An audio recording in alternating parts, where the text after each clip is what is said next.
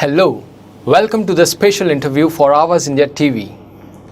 Science is developing day by day. But what is happening is that many scientists say that we have not even reached in the middle of the path of knowing the truth of the universe. We are just in the beginning of knowing the truth of the universe. We are far way behind than that. So, amongst those scientific thinkers, we have one scientific thinker amongst us who calls himself as a human being free thinker rather than calling himself any particular free thinker. His name is Dhiman Vijaymankar. Welcome to our show, sir. He is a cosmo-humanist, national president of Ambedkarite Party of India, and a great academician. He has recently discovered a new theory of cosmo-humanism. This interview is going to focus on this topic only: what is cosmo-humanism and how it is being discovered by Dhiman Vijaymankar. Welcome to our show, sir. Thank you. Sir, what is cosmo-humanism? I can, explain cosmo-humanism in very simple terms. Cosmo-humanism is about the many laws and multiple solutions of the cosmos, nature, and world. It is about, science, truth, humanity, and all others. Humanity, apart from humanity, all life, whatever is there in the biosphere or the ecosystem, or there can also be an extraterrestrial life if found. It is about science and solutions, science and knowledge. So, this is very, a simple aspect about cosmo-humanism. Cosmo-humanism is not only universal, but it is also cosmic. It is applicable to each and everything. You have discovered one terminology, that is Angomaggo. So what do you mean by this? Because if the cosmos, or even if you say human-made world, you'll find that there is no one path for development, or no path of understanding the truth. There are many paths for development, for change, or for understanding the truth. That is so true about the human-made world, and it is also seen. It can also be seen from the cosmos or the physical laws of the nature, because there are many laws on which the cosmos operates or functions. How have you discovered this cosmo-humanism? See, while I was studying science much more in detail, I can say that though I'm not a scientist, but I have been a student of science. I've done my MSc Tech in geology. And after going into civil services and studying a lot of constitution and political science and public administration and all those things and ideologies and philosophies, then I started reading science much more in detail. From 2015-16 onwards, I started reading much more in detail. By reading science not merely as physics, chemistry, or mathematics, or not merely as geology or some environmental science or something like that, but understanding science from the perspective of scientific laws. Okay, what is there in the cosmos? How does the cosmos functions? What is the end of cosmos? What is the origin of cosmos? Whether we have known all these things. So this mystery, I wanted to understand. Okay. And for understanding this mystery, I went to science and started studying, various scientific theories and laws. Okay. And therefore, this understanding developed. And also, as far as the human-made world is concerned, I started studying the various, history and the political developments of the world. Right since, the prehistory, that is the development of Homo sapiens sapiens. And from there, ancient history and then modern history also. Not only of India, but the whole world. Then I also understood that there have been many changes and many ways. And therefore, I developed this new theory or new research of cosmo-humanism. In your book, you talk about many laws and multiple solutions.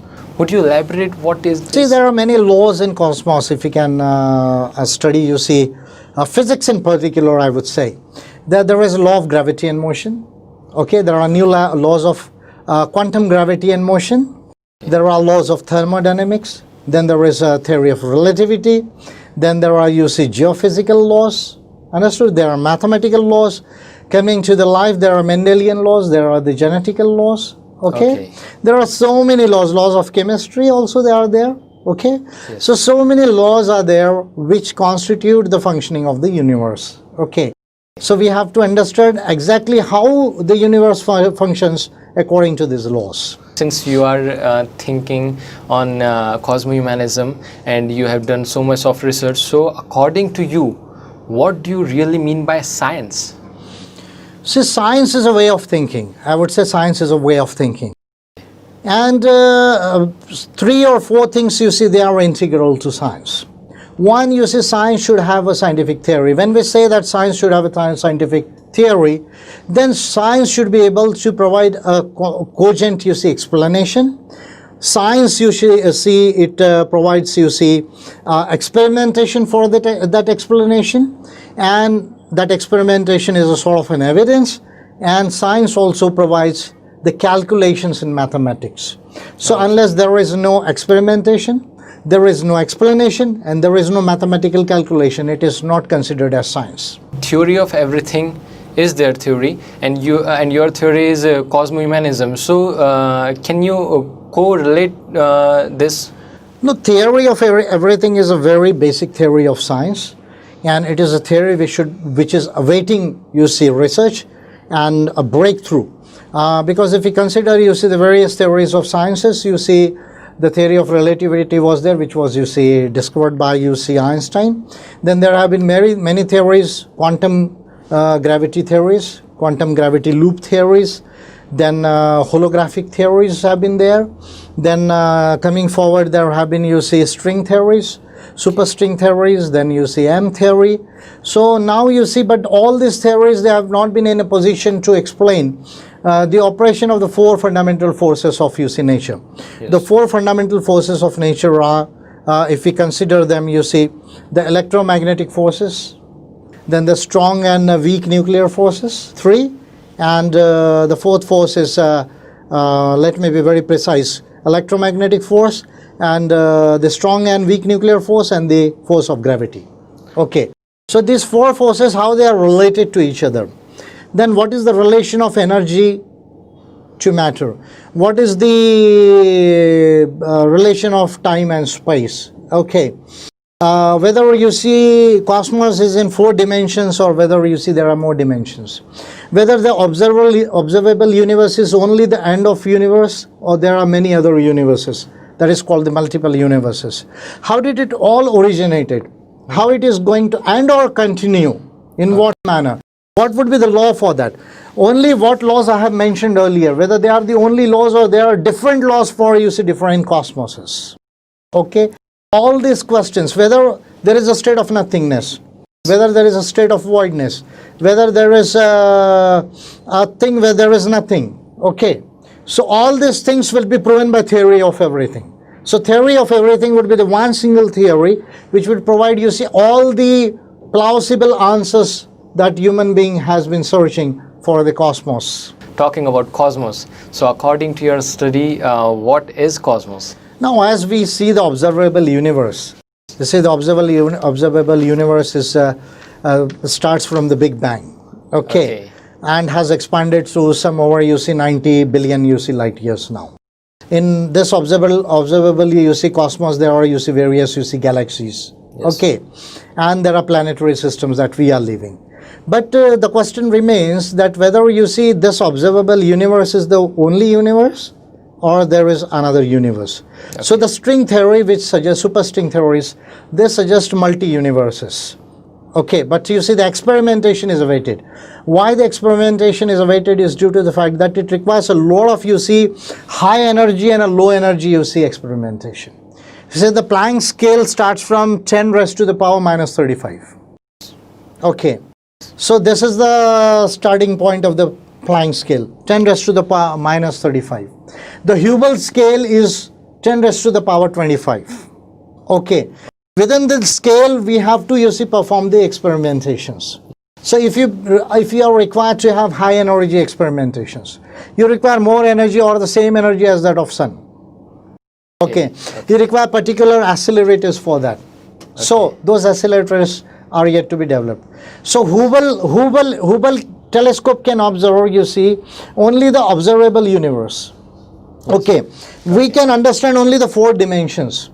But if you study the quantum mechanics Yes, there are or many- quantum many physics, more there can be dimensions. many dimensions also. But it has to be proven in mathematics and experimentation. So therefore, you see, a theory of everything is awaited. Does the consciousness can be proved in mathematical or in physics perspective? If it is existing in science, if it has something to do with energy, matter, Yes. okay, it should be proven mathematically also. What do you mean by cognitive revolution? As you have mentioned in your book that there is cognitive revolution. Cognitive revolution, if you study the origin of the Homo sapiens, okay. From, you see, I will not go, you see, much back, but there has been a major development since 20 lakh years, okay. But from Neanderthals and Denisovans, then you see we Homo sapiens emerged. That is called the wise man. So how Homo sapiens emerged? You see, there was a change in the genetic faculty of human being. Okay, and this genetic faculty of human being, it started giving us the same faculty, cognitive faculty, as we possess today. This phenomena, genetical transformation in human being, happened 70,000 years before. That is called the cognitive revolution. The human being was same as we are, as far as the physical and cognitive faculties are there. That is the cognitive revolution, from where you see human beings started thinking, started developing various things. When we see that religion claims that they are the ultimate truth, so-called, they say like that, but in your aspect, as you are a scientific thinker, what will you say, that is it the ultimate truth? While studying, you see, science, and you see, if someone has also studied religions and philosophies, one can come to a very easy conclusion that religions, what they proclaim to know the final, you see, truth, is not proven in science at all. Once again, I am saying, if there is no cogent theory, if there is no experimentation, if there is no calculation, it cannot be scientific. So if I say there is a God or there is no God, there is a liberation, there is no liberation. But I don't have a theory for that. I don't have calculations for that. I don't have experimentation for that. It cannot be said science.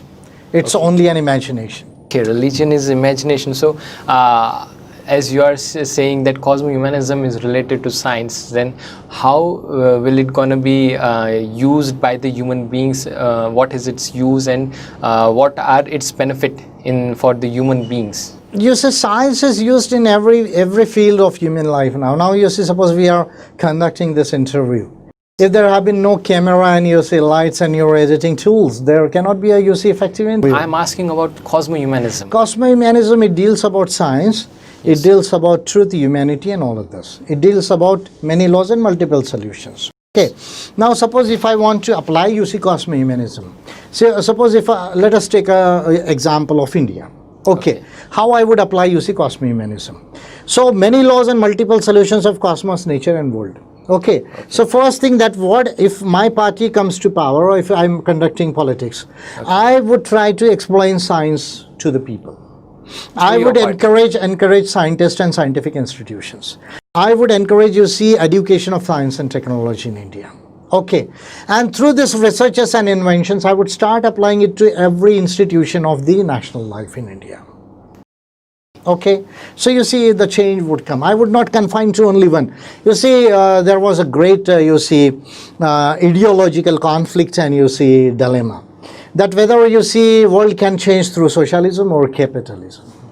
Yes. Okay, that was a dilemma. Okay, Yes, but now we are coming to a point whether religion can answer all the problems or whether philosophy. But now the world is coming to this conclusion that science is having the answers for almost all the problems of the human being. In current situation, how many world orders are there according to you? If you study, the whole, world history and political science, at present, there are, mainly, there is a order of capitalism with liberal democracies and constitutions and rule of law. That is one order in which, the Western world is living, and we are also living. Then there is a order, there is a communist order now. The communist order, sorry, not a communist order exactly, but a Chinese order. That is what they say, that it is a Chinese version of socialism. Now it is not based on constitution or rule of law, though there is a constitution of China, but see that CCP is supreme party. So the sovereignty lies with the CCP, it's not with the constitution or the people. Okay, they are having their own order. Then the third order, though it's a very limited order, but it's an Islamic order.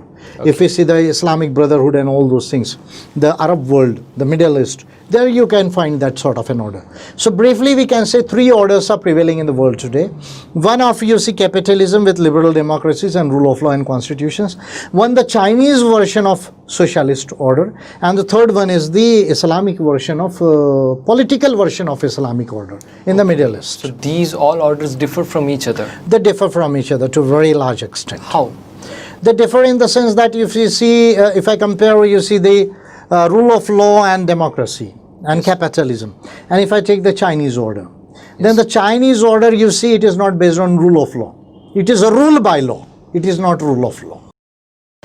Then capitalism is about a free contract. Okay, but China has adopted that capitalism and, you see, transmogrified it into state capitalism, along with the features of socialism. Okay, so there it differs. In liberal democracies, there is a multi-party system. In China, there is a single-party system. These are the major, you see, differences. Yeah, as you have discovered cosmo-humanism. So have you applied it practically? Yeah, in Ambedkar Right Party of India, we have adopted it, started applying now. All my bills and petitions, what I'm, you see, now doing, or you see, conducting the politics, it is basically mainly on the basis of understanding of cosmo-humanism. That what law is applicable where. Even if I speak about our world, I'm advocating that the Constitution of India requires some very positive amendments. Why I'm advocating this? I'm the first leader of India who is very vociferous about this thing, that the Constitution is good, but it is not wholesome. I'm being saying this. It is not having the remedy for each and everything. And therefore, it requires very, very positive amendments. So why I'm saying though, because I'm having this understanding that this law should be applied in the Constitution in this manner. The Constitution should have human rights. It should have a provision for proportional representation system. It should have a, you see, provision for, you see, judicial accountability. Okay. Understood? So because I'm having an understanding that change would come by different laws. Okay, the different solutions, how we are applying. If I speak about economics, you see, I don't consider merely a socialism or capitalism can provide this answer. Okay, I'm designing a version of economics which will provide an answer to both socialism and capitalist models. Okay, where India can become rich, people can also be rich, and there can be also welfare. So you are talking that there should be multiple solutions. Yeah. So how would you summarize our talk? Summarizing our talk in a very simple manner, I can say that there is no one way. There is anekango maggo. Change would not come by one path. Change would come by many paths. But while understanding the many paths, you see the understanding of many laws, not only of human-made world. You see, in human-made world also there is a constitutional law, civil law, criminal law, customary law. Then there is an international law. There is law of aerospace. There is law of seas. Understood? So you should have an understanding of all these laws. If I can consider, you see, human-made world, there is an order of capitalism, there is an order of socialism, there is an order of Islamism. Okay. You should have an understanding of all these things. Where to apply what? How to bring change? What are the positives and the defects of all these things? Okay, then speaking about science and technology, now you see the era of, you see, fourth industrial revolution is going on. We are on the verge of, within 20 years or 25 years from now, artificial intelligence would become more intelligent than human beings. Okay, so how that would be applied? Whether we will be competing with the machines, okay, or whether we will adopt machines within ourselves, whether we will enter into an era of transhumanism, post-biological stage. So whether we will remain human beings, compete with machines, that won't be possible with artificial intelligence, or whether we will adopt machines and become a post-biological transhumanistic stage. Okay, so we will have to think according to that. Now if I apply it to my policy of education, suppose if I apply all this cosmo-humanism to, you see, education, I will necessarily make, you see, every child of India understand science, understand humanism, understand the various knowledges of the world, various orders of the world.